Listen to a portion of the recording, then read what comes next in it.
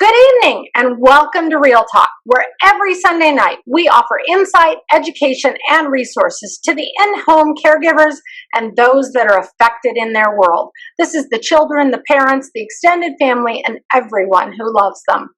Our goal is to offer real-life topics and learning through discussing real issues and offering real solutions.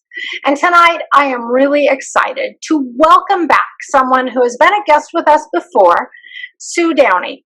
Welcome, Sue. We're really glad to have you. I'm glad to be back. Yeah. So Sue is, for me, both a friend and a respected colleague. And for many of you, Sue needs no introduction. But yeah, we can chuckle about that, right? Missed, right? Right? But for those of you who do not know who Sue Downey is, her bio is in the feed, and I'm going to ask her to tell us about herself in just a second here. But suffice it to say that if Sue is sharing, in my opinion, it's definitely something worth listening to. Tonight, we're going to dig into an interesting and sometimes controversial topic, and one that is a source of a lot of heartburn for a lot of us who work in the in-home childcare industry, and that is communication with employers. I know that Sue is going to be sharing some really amazing information with you around this topic. So, Sue, before we get into this, tell us a little bit about yourself for those people in our audience who do not know who you are. Well, I like long walks on the beach. No, I'm just kidding. So I've been a nanny for 25 plus years. Started a long time ago in Ohio with 4 boys under the age of 6, and have been working with wonderful families ever since. Some have been super successful, some not as successful, but that comes with the territory. And we've always parted as friends, which is good. I also, in my spare time, have been afforded the wonderful opportunity of giving back to a profession that sort of found me and that really has made my life complete. And so I do some projects like Nannypalooza, which is a 2-day conference. We're dark right now because of COVID, but we'll be back.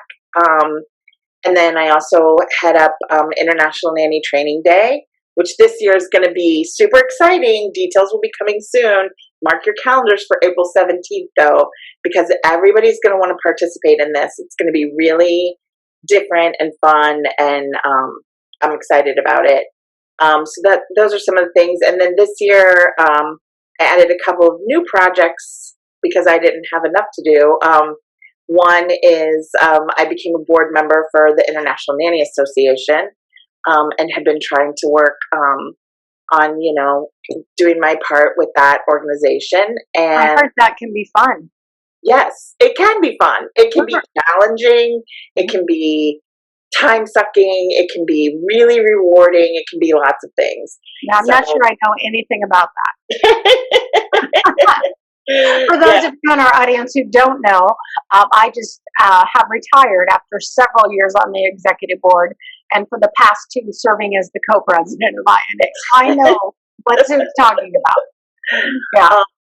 Yeah, but I've been excited to get involved, and after a lot of years of sort of sitting and sort of watching, it was time to sort of become a doer in that arena. And then the other thing is when COVID struck, a lot of members of my community, my Nannypalooza family, as I call them, and nannies that I know were affected in lots of very negative ways, whether it's losing jobs or whatever. And now we're still seeing effects of it, whether it's being underemployed or whatever. And so we started the Nanny Relief Fund, which we're excited. We're going to be giving another round of grants before the end of this year. So if you have, listen to me, right before I give you any talking points, just go visit and give us $5. Because, we have to take care of each other in this. So yeah, go check that out and give if you can. And that's what I do. And I'm a nanny right now for 2 kids who are learning from home, including a kindergartner who's trying to be a virtual kindergartner. And let me just tell you, it's like an oxymoron. You can't be a virtual kindergartner. So we're having fun. Yeah, I'll bet. And we'll post information about the Nanny Relief Fund in the feed so that those people who would like to contribute absolutely can click on that link and do that. Excellent. So let's kind of dig into our topic for tonight. We're going to talk tonight about communication with employers. And before we, hopped on here, Sue and I were chatting just a few minutes about the fact that this topic can be a little bit controversial, a little bit touchy now and then. Why do you think that is, Sue? Well, because communication at its best, even really effective communicators, all communicate in unique ways. And so I think that the issues with communication are that no 2 people communicate in the same exact way, and there are lots of moving parts to it. And I think also because the nanny industry is so unique, you have a very personal relationship with an employer or with an employee, and you wouldn't have it in a corporate setting or in a different setting. You might not have that much personal contact or real intimate information about each other. Like, it's hard to have conversations when you're folding people's underwear and then still keeping it professional. That's a unique situation that we have, this sort of intimacy. So I think that can be just challenging. And I also think some of it, and I'm sure this is going to come up tonight a couple of times, is that we're in the middle, I think, of a generational shift about how communication happens.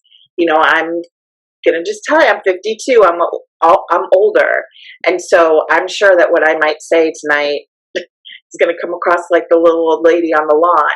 But and so maybe I'm right and maybe I'm wrong. But I do know I've been around the block, so I have an opinion. But I think that as we're navigating this shift from one kind of communication that was, what everybody did 30 years ago to a sort of new way of looking at things.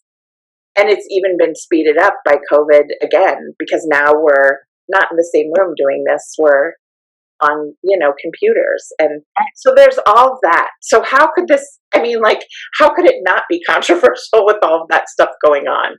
Right. And we're going to address a little bit too. We're going to talk around not just nannies, but newborn care specialists also.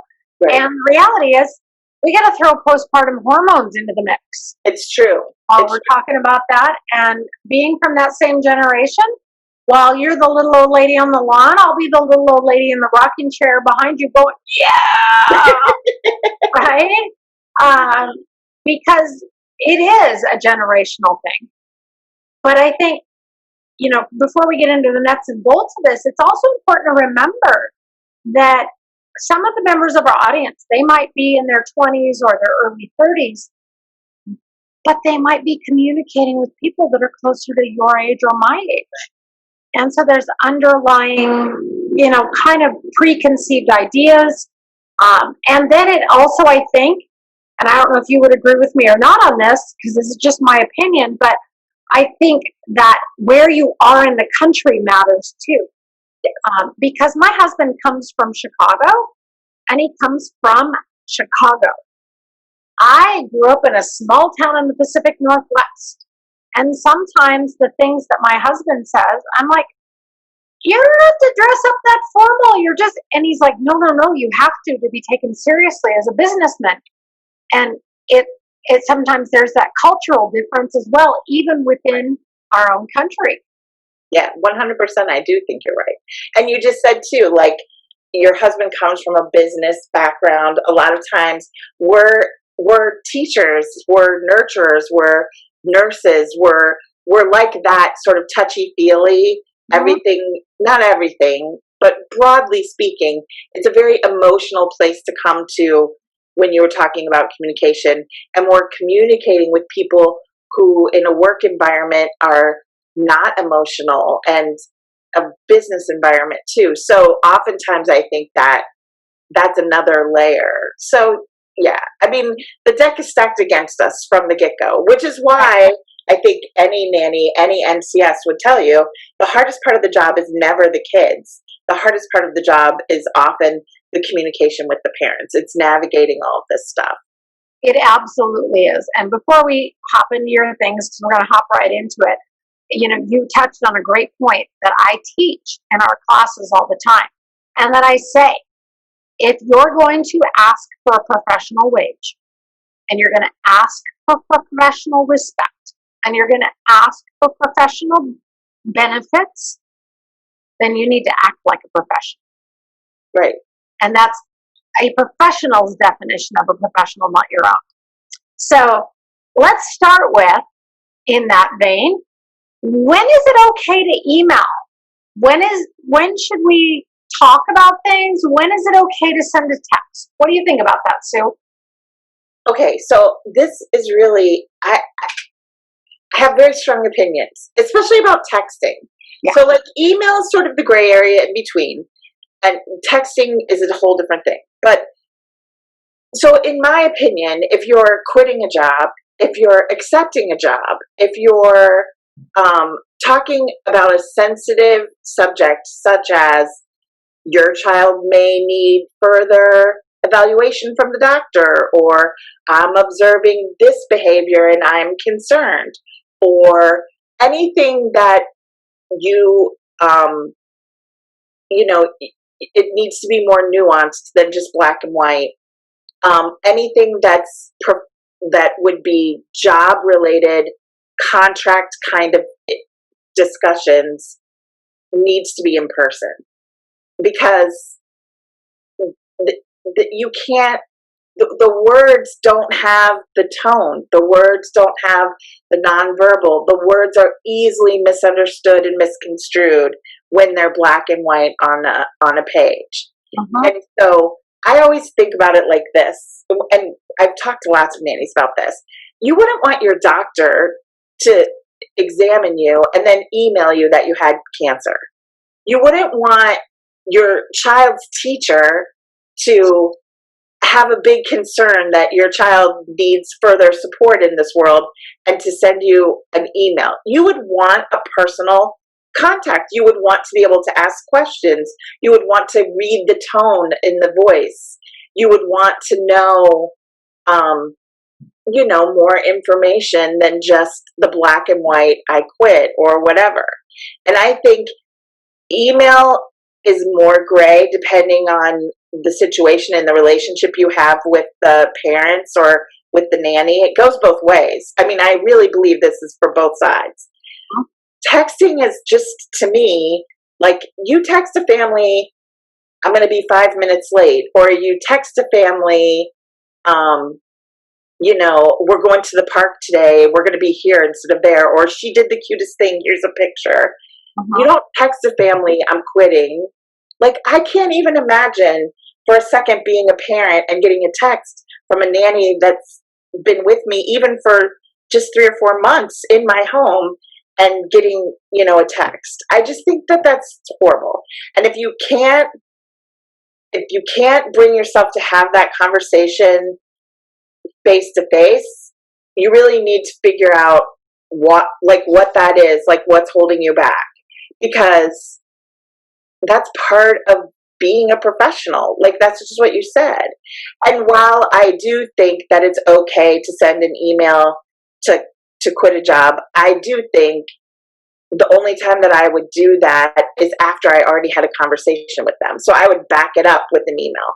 So again, it's putting yourself in the other shoes. Would you want to be fired by an email? Like, I think that would be the most horrible way to be let go if something was going wrong. So it's always amazing to me, because I see in these Facebook groups, or I talk to nannies, and they're surprised when the family is angry at getting a communication like this. But how could they react in any other way? Like, there's no other way to react from that when you're talking about big changes in the employment thing. If you're talking about, I need next Wednesday off, send an email by all means. But if you're, terminating the relationship, or big concerns about the kids, just major information. I don't know. What do you think? Am I like totally off base? I don't think so. I tend to agree with you. I feel like, simple things like, hey, 3 weeks from now, I'm in a wedding and the reception or the rehearsal dinner starts at 6, but the rehearsal starts at 3. Can I get off at noon that day, or can I have that day off? Yeah, you can email that. You can text that. I need to quit. Yeah, I would say there are exceptions to that. If somebody's abusive to you, Sure. yeah, whatever. Up theirs, you're done, you're out of there. You don't want to deal with that. There are exceptions, but they're rare. Right. And I know that, for example, for me, when I was pregnant with my son, I had a health condition that made it so I had to quit my job with no notice. And it was a family I'd been with for 3.5 years. Oh my gosh, that's so hard. Yeah, and it was terribly hard. And I love that family. And my doctor was like, no, you're done today. And I was like, okay, so I got to give them notice. She's like, no, you're done today. So I drove straight from my doctor's office over to their house to have that conversation in person, because I was not about to put that in email. And I'm kind of old school. At the time, I wasn't texting, although texting was becoming a thing. I was one of those people who was going to hold out. I was never going to text, right? Now my life is run by this little electronic. Teenagers will do that to you every single time. Yeah, right? Exactly. I had to learn this week how to use an online calendar. Thank goodness, for help doing that. The irony of running and owning a tech-based company and hating technology. But anyway, I'm 100% in agreement with you. And here's what it comes down to me. It's a measure of basic respect. Worked in your home, taking care of the most precious thing in your life, I could have enough respect for you, even if I need to leave my job and I'm angry with you. Right. Still have enough respect. And maybe you don't have enough respect for them. Like, I get it. There's certainly circumstances, and I tend to usually think it's always both sides that if you get to that place in general, it's usually both sides that have gotten you to that point, but maybe not. Maybe they've treated you horribly or whatever, or maybe the nanny's been awful and just you've tried to address it, or, you've tried and you're just at your breaking point. It all comes back to me to two things. One, how do I want to be treated? Because my responsibility as a human being is to treat other people the way I want to be treated, right? Like, whether you believe whatever else in the world, I think that we can all agree that that's a basic tenet that we should be striving for. So how would I want to get this news? And then the other part of it is you're teaching children with everything that you do. So those kids are watching, and they might not know like what's going on with their parents, or how their parents are treating you, or how unfair it's been, or how the nanny's been constantly late or not listening. They might not know all of that specifically, or even at all. But there's going to be the story that lives on after you go of how things went. And when that story is told, do you want to be an example that you're proud of, or do you want to be the cautionary tale? Oh, we had that nanny once, but she just didn't show up, and she texted us Monday morning, and or whatever. So I don't know. I mean, I have not always been the kind of person that had that much integrity.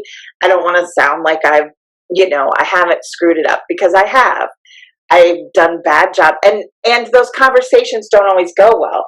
I once quit a job basically telling the parents that they were horrible parents, a family I loved, but I basically, they kept saying why, and I was just like, finally, well, you let the kids stay up too late, you do this, you do that. Like, I had no right. I was like 30 3 or something.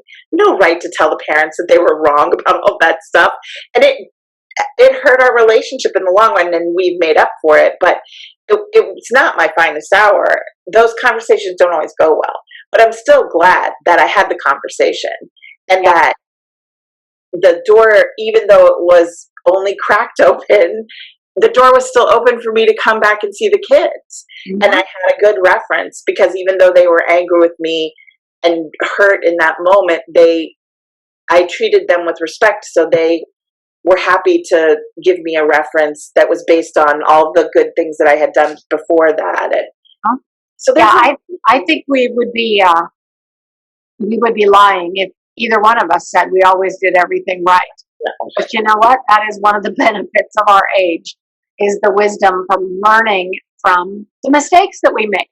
Right. And my husband is fond of quoting the thing that says, a wise man learns from his own mistakes, and a wiser man learns from other people's mistakes.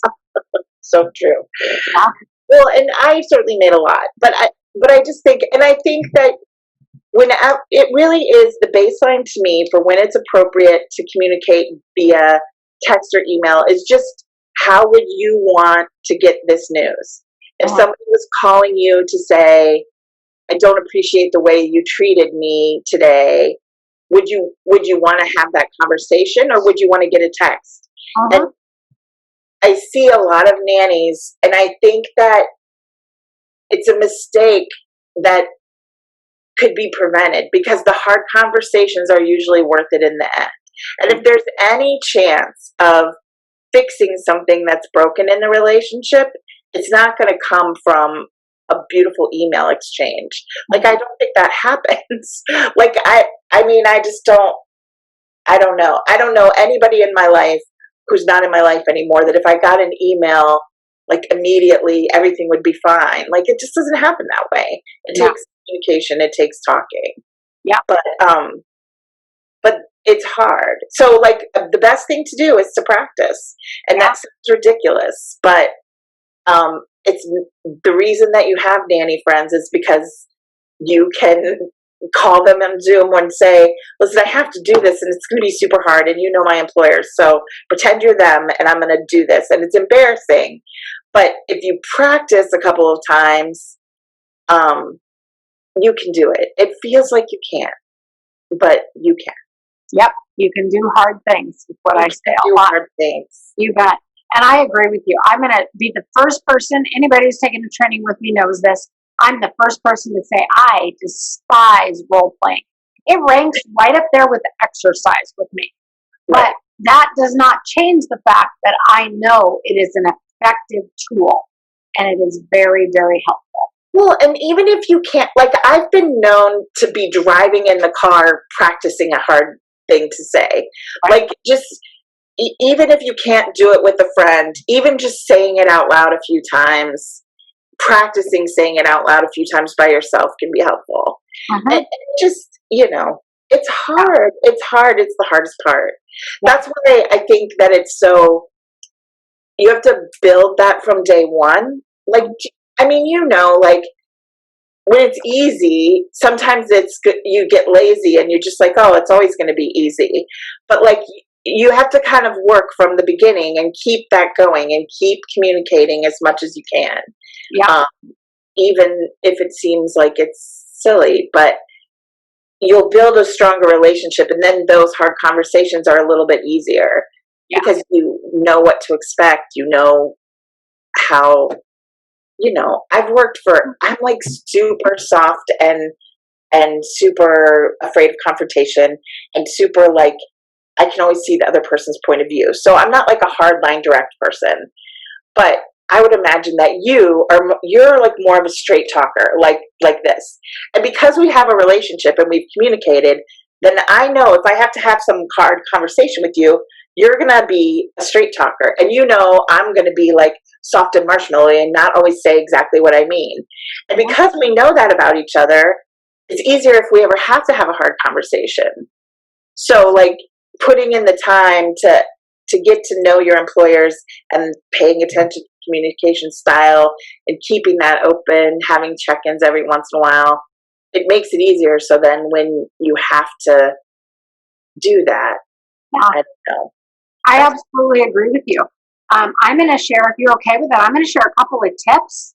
Yeah. Being a straight talker, because I am, a couple of things that I do, because being a straight talker, I have to be careful because I can bowl right over the top of people. And that's a hard learned lesson. So those of you out there watching, if you have that type of personality, learn from my mistakes. Try not to bowl over the top of people. Let them talk. Let them share their viewpoint. But here's a couple of things that I do when I go into a difficult situation that help with clear communication, whether you're shy, whether you're soft and marshmallowy, or whether you're direct, and also help when you do have that kind of direct and kind of tough personality sometimes, which is make a list of the points that you want to cover so that you ensure that everything is talked about. Because you don't want to get home and go, dang, I talked about 1, 2, 3, and 4, and I forgot 5 and 6, and now there's still something really tough and uncomfortable I have to address. And 2, come into every conversation where there's a problem that needs to be solved with at least one potential solution to each problem. Because I can tell you a lot of those tough conversations have just totally dissolved into a solution really quickly when I said, this is the problem that I'm seeing, but I was thinking that if we tried this, then it might work a little bit better. Right. And most of the time, people's frustration isn't necessarily that there's a problem, it's that they don't know how to fix it. Right. That's a very good point. And if you come with a potential solution, even if it's not the one that you ultimately end up with, you look like the good guy. Right. Well, and then you change the conversation from something that feels like criticism to something that feels like we're on the same side. We're trying to solve a problem. So I'm no longer pointing a finger and saying you're always late. Instead, I'm figuring out how to make your work-life balance better. So that's a big difference, right? That's great advice. I think I would add one more thing. And again, this is if you're working as an NCS or a nanny, you've probably had a family that's hurt you. Whether they did it intentionally or whether not, if you've been around in this business for more than 5 years, you've probably had a situation, even with a family that you love and have a good relationship with, that you've been hurt in some way. And you have to let that go when you go into these tough conversations. You have to believe going in that everybody is going to be the best that they can be, even if that hasn't been true. If you go into it thinking that it's going to be bad, it's going to be bad. If you go into it thinking that they're going to treat you poorly, then they're probably going to treat you poorly. If you go into it thinking the nanny's going to freak out when you give her constructive criticism, she's probably going to do that. So I think that it's important to go into these conversations thinking the best, having the best possible outlook. Heal your past heals or your past hurts and say, that happened in my past. I've learned from it. I'm a stronger person. They're different maybe now. But I see a lot of times where both sides, families and nannies, have been burned, and so they go to a defensive place very quickly. And again, in the business world, you probably don't have that.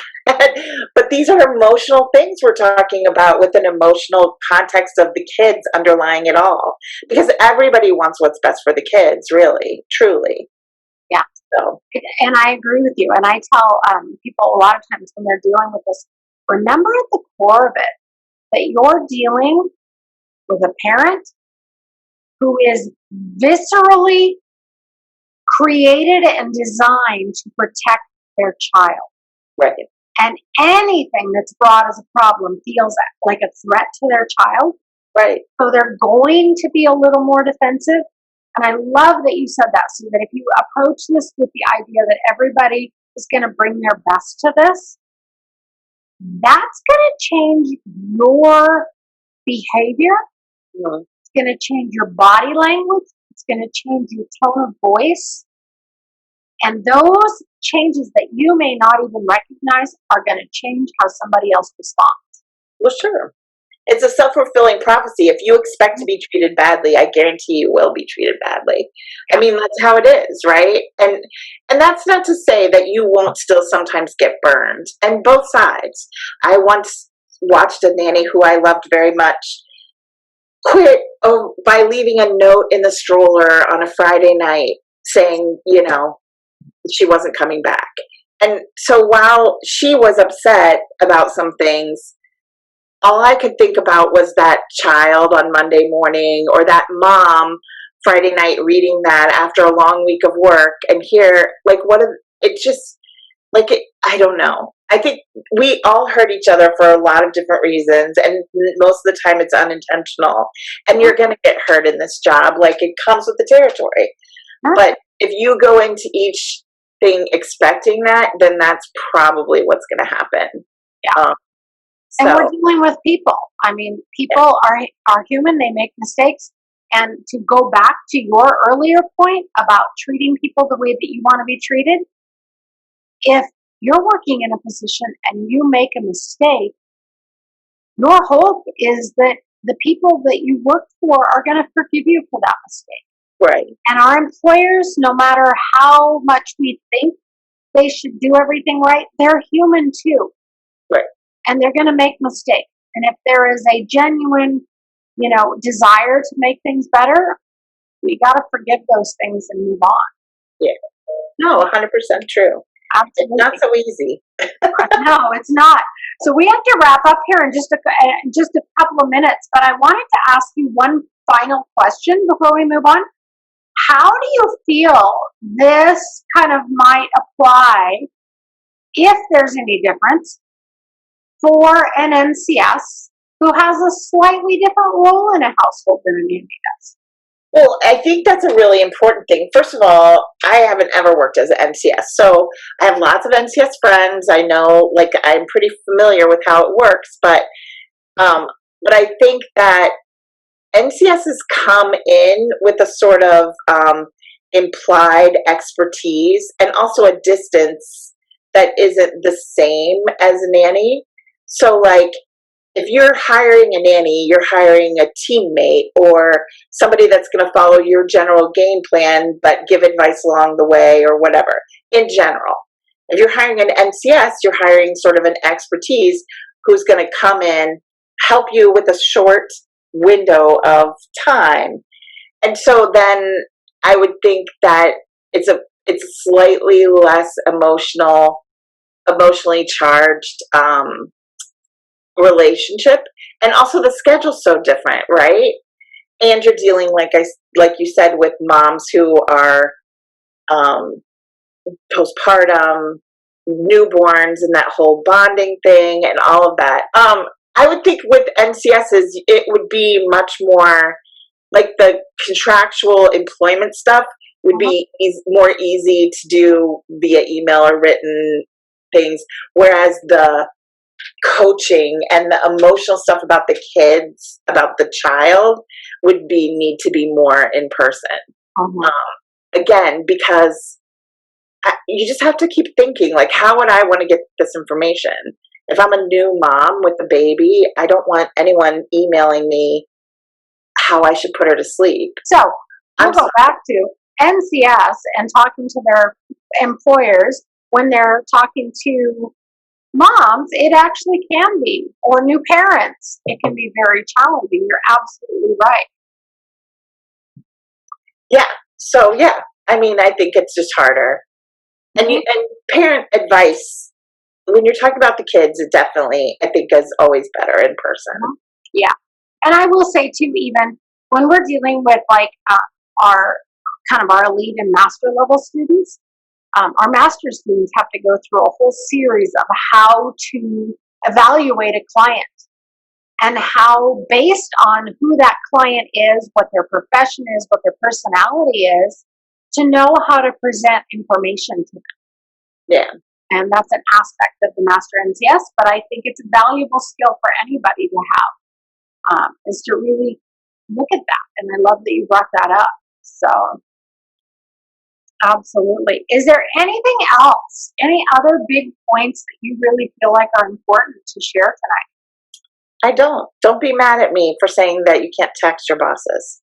You can text them, but I just think you have to think how you want. It all really comes back to that question: how would I want to get this information if the shoe was on the other foot? So, yeah, I actually think that's a great way to evaluate whether or not texting is appropriate in that situation. right. And in some cases, it might be. True. True. You know, so that's not a big thing. So I am, as always, thrilled that you were able to join us for Real Talk tonight, Sue. It is always an honor to have you on. It's always fantastic to chat with you and always great to learn with you. And whether people agree or not, one of the things I tell students all the time is it's just as important to know what you don't agree with Right. as what you do.